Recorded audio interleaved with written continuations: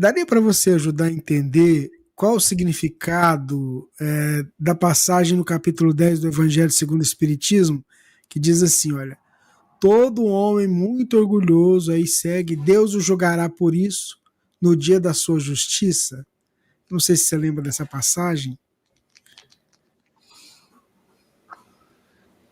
Na verdade, olha, a gente precisa fazer a leitura dos textos compreendendo que a gente não pode pegar os textos, espíritas que sejam, numa leitura extremamente literal sobre aquilo que está colocado, porque a gente acaba matando o espírito da letra. Quando diz que Deus julgará o homem mal no dia da sua justiça, não quer dizer que tem um dia que Deus vai aplicar. Não, nesse dia é o dia da injustiça. Aí, olha, hoje é o dia da justiça, hoje eu vou julgar. Esse dia não pode ser compreendido como um período de horas, de noite e dia. Não é esse o sentido. Mas eu poderia dizer o seguinte, que na medida em que nós cometemos equívocos, que nós erramos, a justiça de Deus, mais cedo ou mais tarde, vai nos alcançar. Às vezes ela não nos alcança agora porque nós não temos nem maturidade para entender a consequência da lei. Então, a gente tem que amadurecer para poder se defrontar com o início do processo de recuperação das nossas condições espirituais.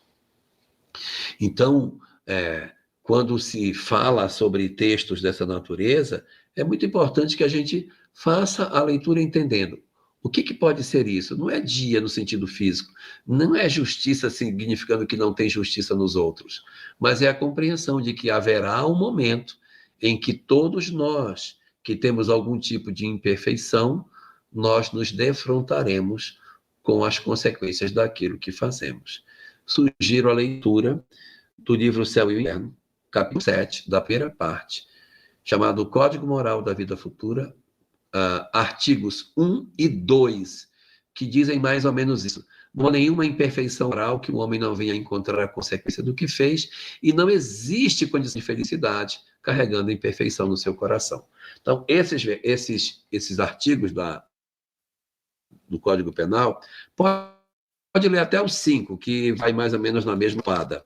Esses artigos que iniciam o Código Penal, eles tratam exatamente da necessidade do homem compreender que não existe forma de nós nos libertarmos da nossa condição e sermos felizes se nós carregarmos em nós todo o acervo de imperfeições que nós temos. Então, chegará um dia em que o Senhor, a gente pode chamar isso do dia da justiça, né? Mas chegará o dia em que o Senhor irá nos educar naquilo que a gente precisa. E aí você vai me dizer, mas por que não bota desse jeito, bota essa frase dessa forma? Entender que os médiuns que serviram de instrumentos para essas comunicações, eles também têm as suas características pessoais. A gente precisa compreender que eles também têm o seu próprio linguajar. Então, às vezes chamam Santo Agostinho, santo isso, santo São Luís. Aí, mas por que chama de santo? Porque os médiuns que foram os receptores dessas mensagens têm as suas próprias condições e as suas limitações que fazem com que isso aconteça assim. E a gente, com a leitura que precisa fazer, tem que desatar esses pontos e enxergar o texto na inteireza que ele possui. Todo texto tirado de contexto pode gerar equívocos na sua interpretação. Para ler o texto, nós temos que ler o texto dentro da obra para ter uma compreensão do que é esse dia da justiça e como é que Deus age para tentar corrigir a todos nós.